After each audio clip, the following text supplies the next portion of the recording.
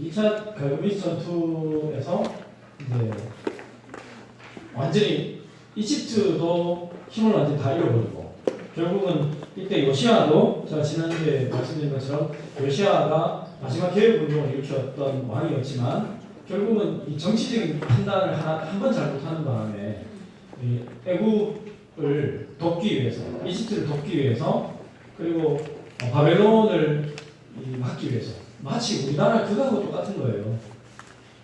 우리나라로 설명할게요.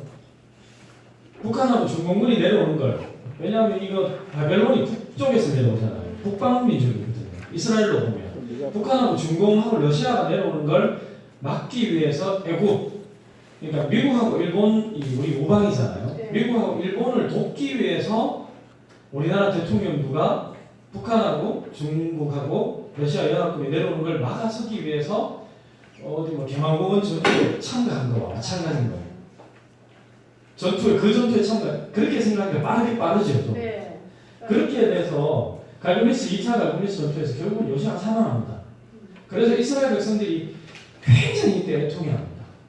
정말 요시아 때 소위 말하는 그 다윗 때만큼은 아니지만 굉장히 다윗 때에 버금가는 그 땅을 다시 회복하고 굉장히 번영을 회복하고 나라도 굉장히 정의롭고 공의로운 그런 나라가 되거든요.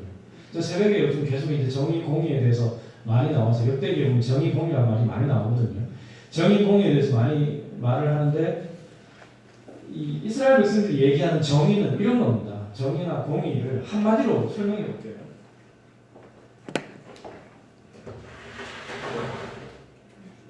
요게 담이에요. 요게 담이에요. 네. 174인 제가 이 담을 넘어서 야구를 보려고 그러면 이게 필요할까요? 안 필요할까요? 필요해요. 그런데 1m의 내가 이 담을 넘어서 똑같은 담을 넘어서 야구를 보려면 이게 필요할까요? 필요하죠. 키가 1m밖에 안 되니까. 174인 저는 한 170대는 그 담 뒤에서도 이렇게만 하면 보이잖아요. 근데 1m밖에 안 되는 애는 이게 있어야 되잖아요. 네. 그러니까 이스라엘이 얘기하는 정의나 공의는 물론 이제 공의는 어떤 행동을 통한 하나님의 정의고 정의는 법을 통한 하나님의 정의란 말이에요. 근데 여러분 요게 하나님의 정의와 공의라는 거예요. 가난하고 사회적 약자들에게는 하나님이 디딤돌을 더 주시는 거. 그게 필요 없는 사람한테는 안 주셔도 되잖아요. 네. 그래서 여러분 바울이 그 얘기를 하는 겁니다. 하나님의 정의와 공의가 구원에 접목되면 뭐가 되는가 하면 죄가 많은 곳에 은혜가 나타나요. 죄가 적은 사람은 나는 스스로 죄인이 아니라는 사람은 이거 필요 없어요. 왜? 나는 이만큼 크기 때문에. 근데 내가 죄인이라 하나님 도저히 구원의 언덕을 넘어가지 못하겠습니다. 구원의 담을 넘어가지 못하겠습니다. 나는 죄인으로서이다 하는 사람이 이게 필요해서 이렇게 올라가가지고 이렇게 다 보인단 말이죠. 그게 그래서 정의와 공의 개념을 잘 해놓으셔야 돼요. 잘 해놓으셔야 신약의 로마서가 제대로 이해돼요. 그래서 역대기 새벽에 지금 쭉 할 때요. 꼭 오세요. 저는 역대기가 어렵다고 안 오시는데 저는 분위기가 있는데 너무 안타까워요. 역대기에서 정의 공의 개념을 잘 잡아놓으면 로마서가 그렇게 쉽게 열리거든요. 이런 거는 잘 모르시잖아요. 근데 역대기 보면 뭐 역사만 주장창 얘기하고 뭐 그냥 뭐 그것만 얘기하더라고요. 로마서하고 연결되는 잘 안 된다. 거기에서 잘 잡아놓으면 로마서 나중에 볼 때 바울이 오호라는 공부한 자로도 할 때 그 개념들이 나중에 이제 다윗이나 솔로몬이 했던 그 탄식하고 연결되면 다윗이 특히 시편에서 했던 탄식하고 연결하면 그런 맛으로 성경 보는 겁니다. 정말 기가 막힌 그런 재미들이 있어요. 자 어쨌든 드디어 이제 바벨론의 지배하에 유다가 떨어집니다. 유다가 떨어지면서 계속해서 바벨론의 지배하에 들어가지만 유다는 지금 계속해서 누구와 계속 줄을 이으려고 하는가 하면 애굽하고 줄을 이어요. 애굽하고. 그리고 실제로 바벨론의 수중에 떨어지지만 계속해서 애굽하고 내통을 하는 겁니다. 세워지는 왕들마다. 왜? 전통적으로 애굽이 좀 가깝잖아요. 여러분 우리나라가 전통적으로 미국하고 가깝잖아요. 중국하고 잘 알아야 하거든요.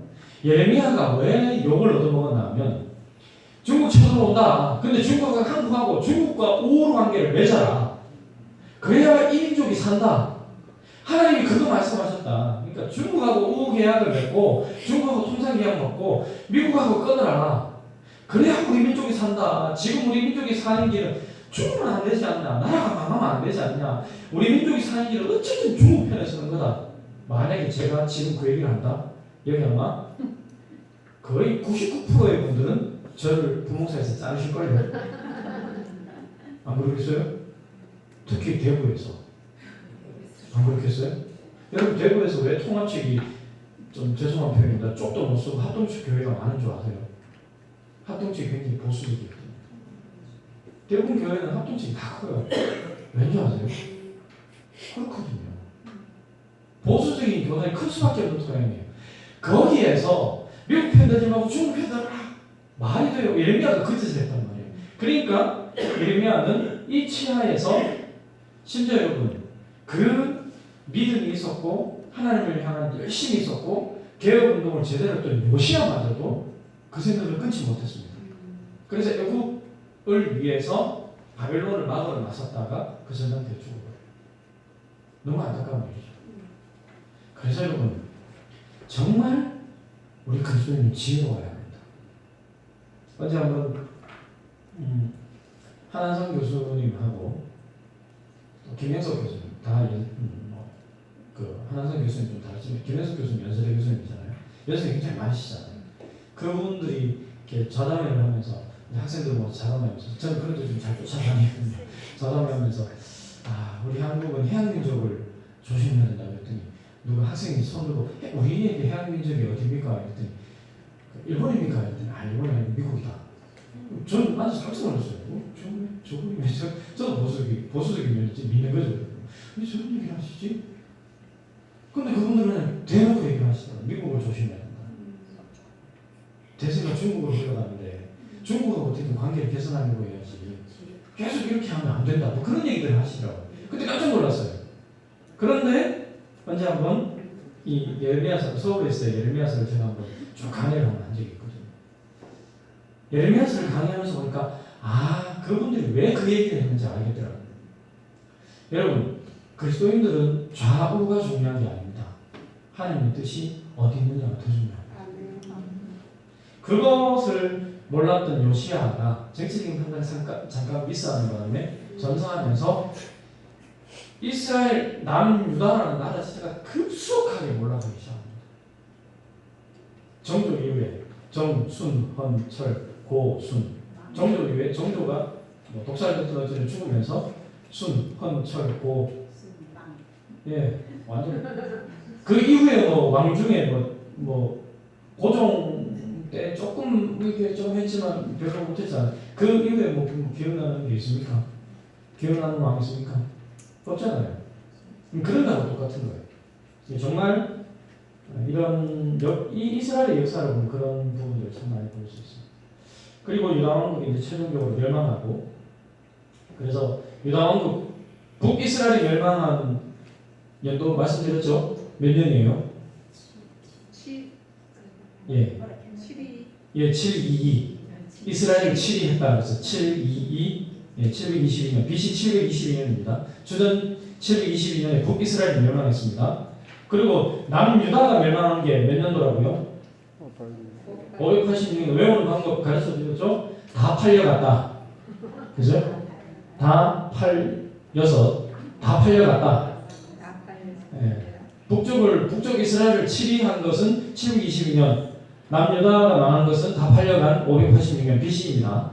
예수님 오시기 전 586년 전에 이제 남유다가 최종적으로 멸망하는 겁니다. 그리고 완전히 멸망하고 난 다음부터 이제 느부갓네살이 사망할 때까지가 요 시기고요. 느부갓네살이 죽고 바벨론이 멸망하기까지 요게 2차 갈비니스 전투부터 바벨론 멸망까지입니다. 2차 갈비니스 전투죠. 쭉 올라가다가 여기서 느부갓네살이 1차 이집트를 교태하죠. 이까 내려왔다가 2차 교태하죠. 그다음 이까 내려와서 그냥 이제 이집트군은 지리멸렬하게 되는. 이 이후로 이집트는 진짜 이제 아무 힘을 쓰지 못해. 역사에서 그 이집트 왕조로는 거의 뭐 흐지부지 되는 바벨론 이후에 메데파사 그리고 메소포타미아 페르시아라는 말입니다. 성경에는 메데파사라고 합니다. 그게 역사 세계사의 용어로는 메소포타미아 파사 페르시아라는 단어고요. 거기에서 페르시아가 정권을 잡다가 전 제국이 되었다가 나중에 이 페르시아가 그리스 알렉산더에게 멸망하죠. 멸망하면서 이제 세계의 이 패권이 유럽 쪽으로 백인에게 넘어갑니다. 그리고 그리스를 개성한 것이 로마에 와서 아우구스투스 황제 때 예수님이 탄생하십니다. 그러니까 이게 거의 이제 이스라엘 끝자락에 있는 그런 얘기입니다. 그건 다음 주에 신약할 때 친구가 중간 사이에서 잠깐 또 제가 말씀드리겠습니다. 자, 유다 왕국이 최종적으로 멸망하는 겁니다. 말은 많은데 좀 살짝 넘어가겠습니다. 어쨌든 이 많은 전투를 하면서 결국 이제 다 이제 이스라엘이 멸망하는 그런 과정을 겪게 됩니다. 이스라엘 멸망할 때 이 과정을 보면 굉장히 그리고 히스기야 때 이 아수르가 쳐들어오는 걸 막아서 뭘 하는가 하면 히스기야가 대공사를 합니다. 그 성지순례 가시는 분들은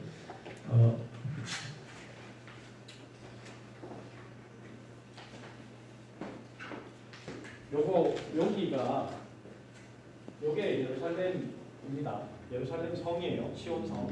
여기 보면 예루살렘 성이 이렇게 위에 있습니다. 고지에 있고 여기에 샘이 하나 있어요. 기혼샘이라고 있어요. 여기에 성 밖에 있어요. 성 밖에 있는데 히스기야가 아수르의 공격에 대비해서 성 밖에 있는 물을 성 안으로 끌어들인 게 뭔가 하면 히스기야 터널이라고 있습니다. 성지순례 한번 갔다 오신 분들은 발 둥둥 긋고 조그마한 터널 이렇게 찬물에 발 담고 한참 걸어가 기억나시죠? 거기가 히스기야 터널이에요. 이번에 가시면 보시게 될 겁니다. 히스기야가 그걸 대공사를 한 거거든요. 엄청난 공사입니다. 그렇게 짧지도 않고요. 대공사를 해서 끌어들였어요. 그래서 이 예루살렘 성은 그야말로 난공불락의 예루살렘입니다. 안에서 자급자족 가능하죠. 물 다 들어가 있죠. 물하고 먹을 것만 있으면 버티는 데까지 버틸 수 있는 데가 예루살렘 성이거든요. 그러니까 이게 굉장한 겁니다. 히스기야가 뭘 했는가 하면 그 예루살렘 성의 기온샘을 끌어들인 이제 그 히스기야 터널을 만들어서 생물을 그 안으로 끌어들였단 말이에요. 히스기야 때. 그런데 요시아가 아니고 이제 유다 왕국이 최종적으로 멸망할 때 그럼 그 안에서 버티면 되잖아요. 네. 어떻게 멸망했느냐? 로마도 그 비슷한 전법을 썼는데요. 고레스가 그렇게 합니다. 토성을 쌓아서 예루살렘 이 고지만큼 그거보다 조금 더 높은 토성을 옆에 쌓아가지고 기다립니다. 물 쓸 틈 없이 기다립니다. 딱 나가놓고 물 쓸 틈 없이 기다리는데 얘네들이 버틴단 말이에요. 버티고 보니까 물 쓸 틈이 한 군데 있었던 거예요. 히스기야 터널. 그래서 그 터널을 막았거든요. 터널 딱 막고 기다리는 거예요. 무섭죠? 이 누가네스의 그걸 발견하거든요. 그래서 이제 전투하면서 이제 완전히 이스라엘 유다 왕국이 멸망하게 됩니다. 시드기야 때 예루살렘 멸망 이후에는 그 남아있는 그 왕족들 바벨론에 대부분 끌려가고 그 남아있던 사람들 중에 왕족들 중에 일부는 이 다마네스 지역으로 도망갑니다. 도망갔다가 이까지 와서 엘레판틴까지 와가지고 엘레판틴 아스완 이쪽에서 뭘 만드는가 하면 자기들의 성전을 새로 짓습니다. 그래서 지금 여기에 가면 그 흔적들이 남아있습니다. 흔적들이 남아있긴 한데 이번에 여기 안 가시죠. 이집트는 지금 못 가거든요. 자, 여기 남아있는데 하여튼 뭐 다마네스 지역으로 와서 거기에서 마지막까지 애굽으로 가면 안 된다. 애굽으로 가면 안 된다. 라고 얘기했던 히스기야 데리고 가서 결국은 돌로 쳐 죽입니다. 이스라엘이 하나님께 책망받는 이유 중에 하나가 선지자들을 하나님의 뜻을 말한 그 선지자들을 결국은 이렇게 처참하게 죽이는 그런 일들을 벌입니다. 자, 어쨌든 이런 건 중요한 게 아니니까. 6세기에 그러니까 이스라엘이 멸망하던 그 어간에 그러니까 586년 BC 6세기란 말이에요. 그러니까 그 어간에 선지자들을 보면 위기에 처한 국가신학이 뭔지는 지난주에 말씀드렸죠.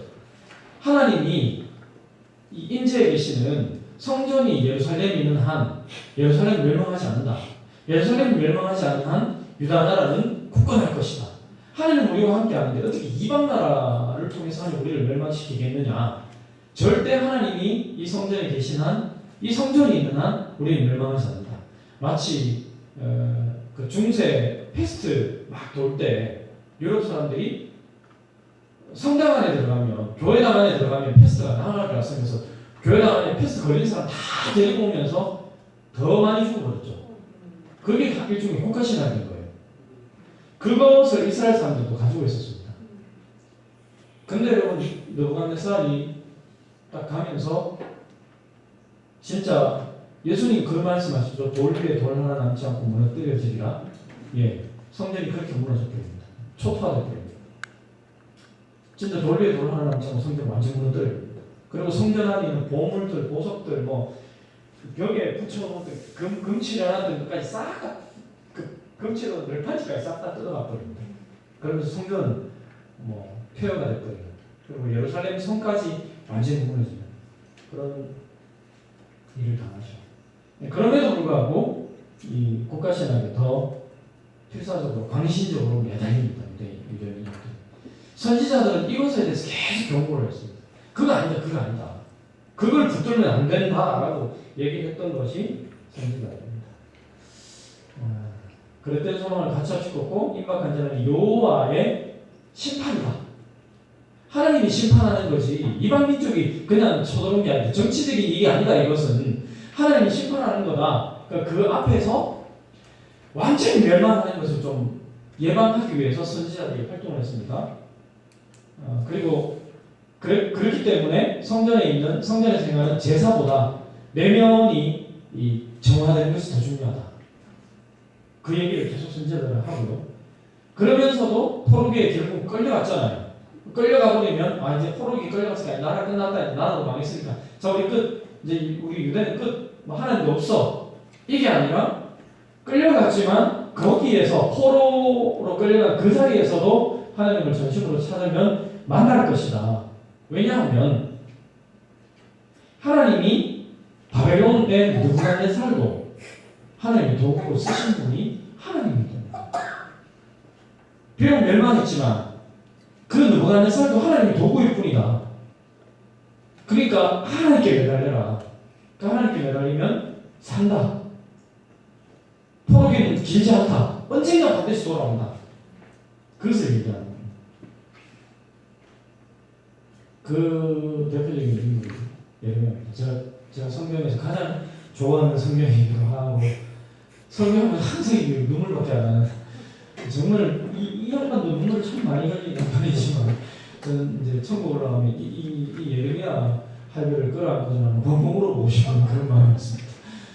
정말 눈물의 선지자지만 설교하다 보면 정말 눈물을 흘릴 수밖에 없어요. 이 예레미야의 그 잘처럼 예레미야가 했던 말 중에 아직도 제가 이 말을 하려고 정확하게 울컥울컥한 말이 뭔가 하면 예레미야가 하나님께 명령을 받았어요. 야, 너 가서 나라 멸망하기 전에 그런데 하나님 세상에 나 하나님 선지자예요. 나 유다의 선지자예요. 어떻게 내 민족이 멸망한다 그 이유를 하나님 하라 하십니까? 저 못합니다. 내가 하는 말이야. 내가 하는 얘기야. 네가 전해. 너 내 선지자잖아. 넌 내 입이야. 가서 전해. 그럼 하나님 전하면 이스라엘 백성들이 변할까요? 하나님이 그건 그때 가봐야 알겠지만 변하지 않겠니? 이렇게 변할 것처럼 하나님 쓱 얘기하십니다. 그래서 예레미야가 나가서 열심히 떠듭니다. 애굽에 의지하지 말고 바벨론 받아들여야 되고 계속 하나님께 매달리자. 근데 웬걸 예레미야 잡아서 막 구타하거든요. 때리거든요. 그것도 막 맞으니까 입국 다물어요. 다물고 있다가 또 안 때리고 좀 지나면 좀 병이 맞은 데가 좀 아물고 나오면 입이 근질근질한 거예요. 왜? 하나님 메시지가 계속 오니까. 또 나가서 또 막 미치는 거예요. 그럼 또 막 두드려 맞는 거예요. 그리고 또 하고 입이 다물는 거예요. 그리고 또 나가서 또 외쳐요. 그럼 또 막 맞는 거예요. 심지어 어느 정도까지 고난을 당하는가 하면 이스라엘에서 사람 죽일 때 굉장히 처참하게 죽이는 방법이 있습니다. 이스라엘 사람들은 십자가에는 안 쓰거든요. 근데 처참하게 죽이는 방법이 있습니다. 우물을 다 넣고 그 우물에 물을 좀 부어놓고 그 안에 사람을 집어넣습니다. 물을 잠길 정도로 안 붓습니다. 그냥 한 사람 한 요 정도까지 혹은 요 정도까지 올 정도로 붓습니다. 물을 부어놓고 처음에는 물 열고 그만큼 부어도 우물 밑에 마른 우물 있잖아요. 마른 우물이 그렇게 붓거든요. 그럼 부어놓으면 처음부터 이만큼 올까요? 아니에요. 밑에 흙이 있기 때문에 처음에는 그러놓고 사람 툭 던지면 한 이 정도밖에 안 옵니다. 근데 이게 늪이 돼서 슬슬 올라와요. 올라오면서 꼼짝 따지도 못해요. 그러면서 이 물은 증발하면서 굳어버리거든요. 그러면서 이게 슬슬 올라와요. 그 마지막에 이래가지고 꼼짝 따지 못하고 이래가지고 코로 이게 찜펄이 들어가가지고 질식에서 죽어서 그대로 굳어버립니다. 그렇게 사람 죽입니다. 그 예배를 집어넣습니다. 하나님의 선지자. 그리고 교회에서 뽀뽀뽀뽀 안 하고요. 기차 소리 축축축축 이 소리 안 하고요. 막 잘못할 때 잘못했다 그러면 얼마나 너무 많이 얻어먹는지 모릅니다. 여러분 잘못하고 있어요. 성도 여러분 제대로 합시다. 이러면 그 목사는 타도 대상 이겁니다. 그냥 담임 목사든 부목사든 뭐 할 것 없이 축축축축 이러면 다 좋아합니다. 한국 교회. 근데 아닐 때 많거든요. 정말 아닐 때 많거든요. 그럴 때는 막 이게 막 속에서 막 이게 아닌데 그것도 쭉쭉쭉 하다가 아닌데 이러다가 마지막에 아니에요 이러면 막 장로님 불러 정무사 막 하고 니 나가고 싶나? 니 처자지가 없나? 이 한마디 때 이렇게 당깁니다. 이 당깁니다. 그럼 또 돌아서면 하나님 말씀이 그게 아닌데 그때 여러분 예레미야가 마지막에 했던 말이 뭔지 아세요? 한 번에 시컷 매맞고 돌아서 앞으로 끙끙 누워있는데 하나님이 앞으로 누워있는데 야 나가서 전화해 그랬대. 하나님 내가 하나님께 완전히 속았습니다. 하나님 사기꾼이네요. 예레미야가 했던 말 오늘 나의 말로 번역했어요. 하나님 내가 하나님께 완전히 속았습니다. 저랑은 바뀌게 해보세요. 하나님 완전 사기꾼이에요. 바뀌긴 뭐가 바뀌어요? 나쁜 안전해요. 그게 예레미야 말이 저는 그 구절 처음 읽을 때는 의미가 뭔지 몰랐어요. 근데 의미를 알고 나서 그 구절 읽을 때마다 저는 눈물 펑펑 쏟습니다. 그런데 말씀을 전하지 않으니까 내 속에 불이 일어나서 못 견디겠습니다. 그래서 다시 전합니다. 그리고 전하고 또 두드려 맞아요.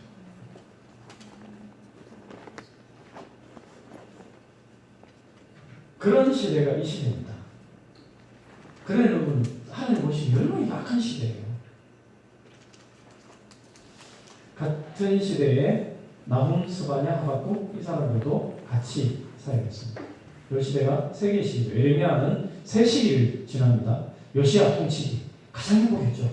이때 예레미야는 굉장히 밝은 메시지 정말 잘하고 있습니다. 왕이 잘하고 있습니다. 이스라엘 정말 좋습니다. 그리고 예레미야는 이 요시야가 바로 누구를 위해서 바벨론을 막으러 나갈 때 막았습니다. 이걸 나가게 하십시오. 바벨론은 하나님 뜻입니다. 그런데 요시야가 거부를 해요.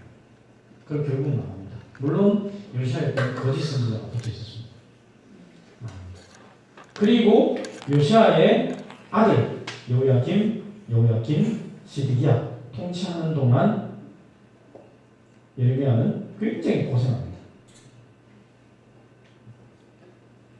인기 없는 메시지 선포하다가 굉장히 고생합니다.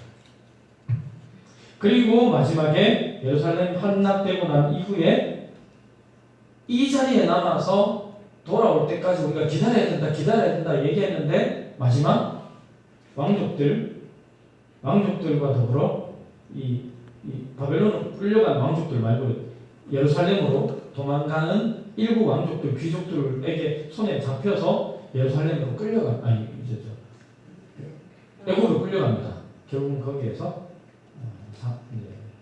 죽게 되죠. 자, 느부갓네살은 이렇게 이제 이 지역을 다 지금 느부갓네살이 다스리고 있는 거예요. 어마어마한 제국이죠. 우리나라라고 치면 여기가 한 강원도보다 조금 그 경상남도보다 조금 작으니까 우리나라 몇 배예요. 엄청난 이 제국. 그리고 여기가 이제 메소포타미아 제국은 이쪽이고요. 이렇게 다스리고 있는. 그 느부갓네살이 그래서 한때 그 이라크의 후세인이 가장 존경했던 인물이 느부갓네살입니다. 왜 후세인이 존경했나 하면 예루살렘을 함락했잖아요. 그래서 후세인이 나도 예루살렘을 함락할 거다. 그래서 가장 존경했던 역사적 인물이 느부갓네살입니다. 어쨌든 느부갓네살은 결국은 망하죠. 유다 땅에 남은 사람들 요 지역에 남아 있다가 결국은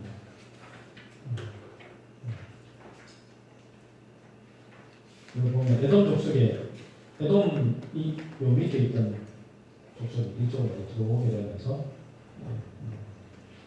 결국은 이제 여기 이스라엘 사람들이 잘 살지 못하는 살고 있다 해도 하층민들 노예 비슷하게 전락되는 그런 땅이 되거든요. 바벨론 포로로 끌려간 사람들은 그에 비해서 굉장히 정치적으로, 종교적으로, 지성적으로 지도층 인물들입니다. 바벨론 포로로 끌려가서 그 끌려간 곳에서 그래도 괜찮게 살았습니다. 요게 더 문제입니다. 포로로 끌려갔으면 거기서 철저하게 노예로 살면 애굽에서 노예로 400년 살다가 요셉 시대에는 잘 사니까 아무 생각 안 하고 있다가 요셉 죽고 난 다음에 막 노예로 살고 비참해지니까 우리 나가야겠다 이 생각 하잖아요. 그때 하나님이 딱 보내주잖아요. 근데 얘네들은 여기에서 잘 살았거든요. 정말 잘 살았거든요. 그러니까 돌아올 생각들을 안 하는 겁니다. 바벨론이 암망하는 한은 돌아올 생각을 안 합니다. 단지 돌아올 생각을 하고 있는 사람들은 누군가 하면 연세 많은 사람들. 연세 많은 분들이 왜 돌아오려고 그랬을까요? 죽을 때 자기 땅을. 왜? 지금 당신은 죽을 때는 고향 찾아가는 겁니다. 내 죽을 때는 우리 고향에서 죽고 싶다 이거예요. 끌려온 지 짧게는 50년 조금 지난 후부터 시작해서 70년 정도 지날 때까지 3차에 걸쳐서 돌아옵니다. 여기 가서 정치적으로 성공한 사람도 있습니다. 다니엘 같은 사람, 에스더 같은 사람, 정치적으로 성공했죠. 굉장히 성공한 사람들입니다. 장사에서 성공한 사람도 있습니다. 굉장히 성공한 사람도 있습니다. 그래서 잘 안 돌아올 것 같았어요. 그런데 이 바벨론이 무너집니다. 이거는 넘어가고요. 포로 생활할 때 에스겔도 예언 활동을 합니다. 그리고 제3 이사야도 예언 활동을 합니다. 귀한 에스겔 40장, 48장에 묘사된 거이긴 한데요. 새 예루살렘에 대한 관심이 집중되면서 귀환에 대한 소망을 하나님께서 선지자들을 통해서 불어넣어 주시고 그리고 귀환할 것을 또 명령하시고 그럼에도 불구하고 저 바벨론 땅에 가 있던 사람들은 잘 귀환하려고 하지 않게 되는 그런 일들이 많이 벌어집니다. 그러다가 고레스라는 사람이 이건 넘어갈게요. 이건 넘어갈게요. 이거는 나중에 중요한 게 아닌데 고레스라는 사람이 나타나서 페르시아를 강국하게 되고 페르시아가 결국은 주전 539년에 바벨론을 완전히 무너뜨립니다. 바벨론을 무너뜨리면서 바벨론이 무너지면서 고레스가 뭐 하는가 하면 다 본국으로 돌아가라. 본국으로 다 돌아가라. 고레스의 정책은 본국으로 돌아가서 너희들이 믿는 하나님 마음껏 믿어라. 이스라엘 민족에게만 그렇게 한 게 아니고요. 타민족에게도. 너희들 믿는 달신 마음껏 섬겨라. 너희들 믿는 무슨 신 마음껏 섬겨라. 괜찮다. 그런데 이제 귀환하는 그런 정책을 펴니다. 정책을 펴면서 결국은 이 이스라엘 사람들이 나이 든 사람 중심으로 해서 이렇게 다시 돌아오죠.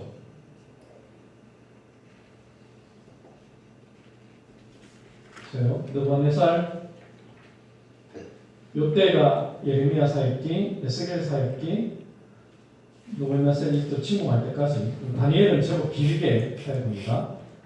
그리고 고레스가 메소포타미아를 정복해서 대제국 페르시아를 이루고 그러면서 미디아까지 지금의 터키 유럽 남부 지방입니다. 미디아를 정복하고 바벨론까지 정복하게 되죠. 정복하게 되면서 결국은 돌아가라 이렇게 넘어갈게요. 그래서 페르시아 시대에 들어오면 바벨론이라는 나라에서 여기 페르시아죠.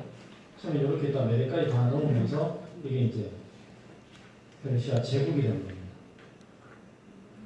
고레스 많은데 좀 넘어가겠습니다. 고레스하고 관련해서는 출생의 비밀인데 아버지가 꿈을 꿨는데 엄마가 고레스 엄마가 이제 꿈속에 엄마가 쉬를 했는데 엄마의 쉬가 차고 넘쳐가지고 온 세상에 온 선수를 다 담길 정도로 쉬를 많이 했다.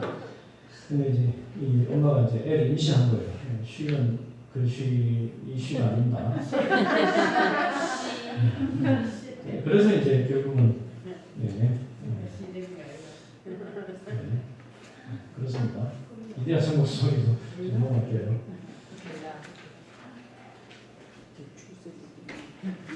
다 넘어가도 되겠죠? 아닥사스다, 에스라 이런 건 요거는 이제 귀환하는 겁니다. 1차는 538년에 고레스에 의해서 세스바살이 주도하고 세스바살은 왕족입니다. 왕족 후손 세스바살이 주도하고요. 그다음 2차는 458년에 아닥사스다 왕 때 아닥사스다 왕 기억 혹시 하십니까? 에스더 에스더의 남편이죠. 에스라가 주도합니다. 학사입니다. 에스라 학사가 주도하고 주전 444년에 아닥사스다 때 느헤미야가 주도해서 이 총독이었죠. 느헤미야가 주도해서 돌아가게 돼요. 돌아와서 결국 이제 성전을 요때 와서 성전 건축하다가 안 돼가지고 에스라 때 다시 이제 성전 건축하게 되죠. 그 중간에 이제 활동했던 선자 학계 이런 선지자 3차에 걸쳐서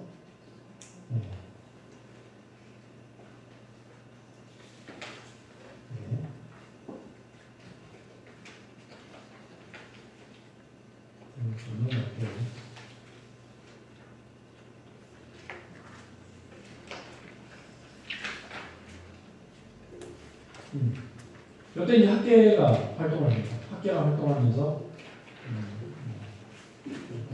성전 재건을 좀 촉구하죠. 그러니까 성전 재건을 학계가 촉구한 이유가 성전을 다시 재건해서 다시 국가신앙으로 돌아가자는 얘기는 아닙니다. 무슨 말인지 아시겠죠? 국가신앙으로 돌아가자는 얘기가 아니라 우리가 돌아왔으니까 하나님께 예배드리는 게 마땅하지 않겠냐. 그러기 위해서는 성전이 있어야 되지 않겠느냐. 그런 얘기들을 학계가 하게 되는 거죠. 그리고 다윗 언약을 기억하면서 이 다윗 시대를 다시 한번 좀 기억하게 하는 그런 이제 활동을 합니다.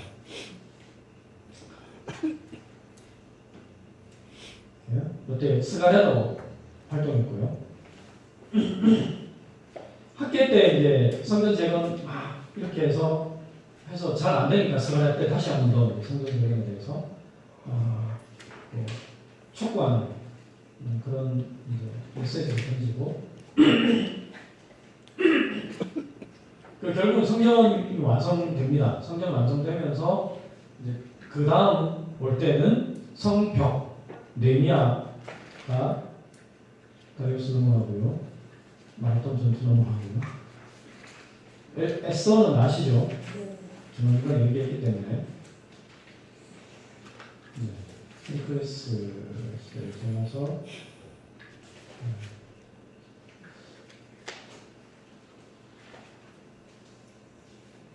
네, 요거 좀 볼게요. 다시 이제 넘어오면서 이제 드디어 이제 그 느헤미야 때 다시 와서 그 성벽을 재건하는, 성전은 지어놨지만 예루살렘 안에 사람이 거할 수 없을 정도로, 성전은 있지만 예루살렘 안에 사람이 들어가서 생활을 할 수 없을 정도로 예루살렘은 피폐해져 있었습니다. 왜냐하면 이 고레스가 아니라 느부갓네살 때 완전히 철저히 파괴시켜버렸거든요. 그래서 사람이 살 수 없는 땅을 만들어버렸기 때문에 피폐해져 있는 상황에서 느헤미야가 와서 성벽을 공사한 지 52일 만에 완전히 완공을 합니다. 완공을 할 때 뭐 사마리아 사람들, 주변의 사람들 뭐 굉장히 방해를 많이 했죠. 방해를 많이 했지만 한 손에는 총 들고, 한 손에는 칼 들고, 한 손에는 연장 들고, 그렇게 이제 한편으로는 성벽을 싸우면서 누가 이제 쳐들어오면 바로 칼 들고 창 들고 싸우러 나갈 수 있을 정도로, 요때 느헤미야가 한 그거를 오늘날 이스라엘 군대는 그대로 하고 있습니다. 이스라엘 군대가 들어갑니다. 한쪽에 총 들고 있지만 한쪽에는 또 그냥 생활 버젓이 또 하고 있는 그 군대 조직이, 요때 느헤미야의 그 조직을 그대로 뽑다가지고 지금 이스라엘의 군대 조직을 운영하고 있는 겁니다. 어쨌든 그렇게 이 성전을 완공했는데도 불구하고 종교적으로 굉장히 밑바닥, 이 타락한 삶을 살아가고 있는, 제사는 제사대로 따로, 그러면서 일반 삶은 굉장히 비윤리적이고 비도덕적인 삶을 살아가고, 그러다 보니까 하나님의 성전에서 제사 드리는 것마저도 흐지부지해지는. 여러분, 교회 예배 나오는 거 좋긴 한데요, 예배는 나오면서 일상생활을 완전히 개판으로 살아보세요. 예배 나오는 게 재미있는가? 재미 하나도 없습니다. 재미없어요. 일상생활을 그래도 내가 보고 하나님 뜻도 살려고 노력하면 예배 나오는 게 재밌거든요. 근데 일상생활 내 마음대로 그냥 뭐 할지 안 할지 다 하면서 예배 나온다? 재미없어요, 예배가. 예배 나오면 맨날 목사님 내 얘기하는 것 같거든요. 재미없어요. 그래서 이스라엘 백성들이 이때 그런 이제 상황에 들어가 있는 겁니다. 상황에 들어가서 굉장히 도덕적으로 종교적으로 해이해져 있습니다. 이때 이제 유대인들 사이에 활동했던 사람이 말라기가 나와서 어떻게까지 얘기하는가 하면, 이때는 이미 제사장들이 굉장히 타락해 있는 시대거든요. 타락해 있어가지고 우리 요 앞에 나오지만 병금 흠 있는 짐승을 하나님께 바치는, 그리고 사사기 때하고 비슷해져가지고 백성들이 11조 안 내기 때문에 레위인들이 생활 전선에 뛰어들고, 이혼, 뻑한 거 이혼해버리고, 노동자한테 실컷 노동시켜놓고 그 임금 다 떼먹어버리고, 그래서 이제 굉장히 힘든 시기였죠. 그럴 때 말라기가 나와가지고, 야, 니들 정말 이렇게 살래? 말라기가 이렇게 살래라고 지적하면서 마지막에 한 말이 뭔가 하면 11조라고 한번 해봐라. 11조라고. 하나님 복 주나 안 주나 그거 가지고 시험이라도 한번 해봐라. 그래가지고 많은 목사님들이 말라기 그 본문을 가지고 굉장히 설교를 많이 하시죠. 11조 좀 하시오. 이렇게 설교를 하는데, 정말 죄송한 말씀을 좀 드리겠습니다. 무식이 충만한 목사님입니다. 왜 제가 이런 말씀을 드리는가 하면, 저하고 이제 큐티나눔을 한다든지 좀 성경 공부를 하신 분들은 제가 누구에게 말씀드렸습니다. 11조는 이스라엘에서 종교세가 아닙니다. 하나님께 바치는 건 일부고요. 실제로는 세금입니다. 세금. 그래서 이스라엘 그 성경 연구가들이 이스라엘 백성들이 내는 11조, 그게 현금으로 내는 11조가 있고요. 그러니까 현금이나 성전에 내는 11조, 그게 있고요. 또 한편으로 생활의 11조가 있습니다. 그래서 헌금 생활 정말 제대로 하는 건 얼만큼 내는 걸 얘기하는가 하면 12조입니다. 사실은 12조. 12조면 어떻게 살아요? 12조도 좀 후덕후덕하는구만. 여러분 이미 12조 다 하고 있을걸요. 100만 원 벌면 교회 11조 10만 원 하시죠? 혹시 여전도에 회비 안 내세요? 내시죠? 또 어디 뭐 성교한다고 또 내시죠? 성교원금 내시죠? 감상금 내시죠? 절기원금 내시죠? 또 뭐 워터풀 크리스마스 이런 거 또 하죠? 또 내시죠? 그죠? 또 어제처럼 쌀나무기 오면 또 내시죠? 그걸 다 해서 20%가 되면 내가 12조 생활 제대로 하고 있는 거예요. 그러니까 10분의 1은 성전과 성전에서 봉사하는 사람들을 위한 그걸로, 그리고 교회를 위한, 요즘으로 말하는 교회를 위한 그런 걸로 하는 거고, 10분의 1은 사회적 약자를 위해서 굳이 하는 그걸로 쓰는 겁니다. 만약에 여러분 이거 그대로 되면, 요게 그대로 되면 우리 사회가 지금보다는 훨씬 더 정말 자기가 뭐 일 안 해서 그런 몰라도 일하고 싶은데도 불구하고 그렇게 아주 격하게 가난한 사람은 없어질 겁니다. 저는 제가 이 32,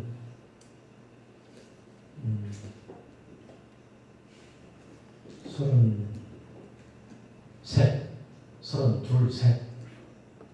이때가 이제 너무 찌질찌질이 가난하게 살았기 때문에, 그래서 저는 이제 지금 제가 저희 아내하고 이제 얘기해서 우리 집에서 버는 돈은 무조건 20% 이상 무조건 10조 교회 낼 건 내고, 나머지는 이제 무조건 뭐 NGO 단체라든지 기부를 하든지 선교사님 돕는다든지 그렇게 하자. 결혼 초부터 그렇게 하거든요.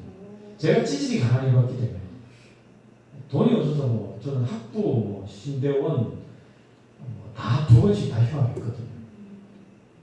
공유학 되고요. 2번씩 다 휴학을 그런 것들 못하게, 그래서 마지막에 말하는 게 11조부터 좀 해봐라 이 얘기를 하는 거예요. 11조부터 좀 해봐라. 하나님 복 주는 건가? 그 11조는 그냥 흔히 목사님들 얘기하는 11조 하시면 안 되면 하나님 너무 시끄럽게 또 있다가 11조 떼먹으면 뭐 11조 떼먹을 만큼 그 2배로 뭐 돈이 뭐 세고 뭐 이런 설교하라고 주신 말씀이 아니에요. 그렇게 써먹는 교회 있거든. 얼른 그렇게 써먹는 교회 다니면 혹시 친척이 있거든. 얼른 교회 옮기러 하세요. 네.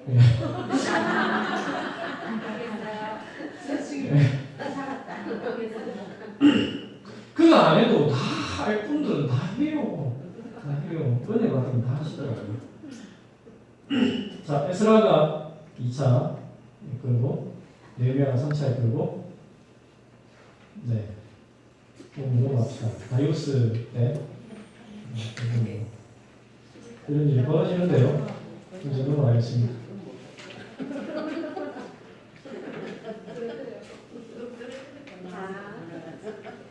네.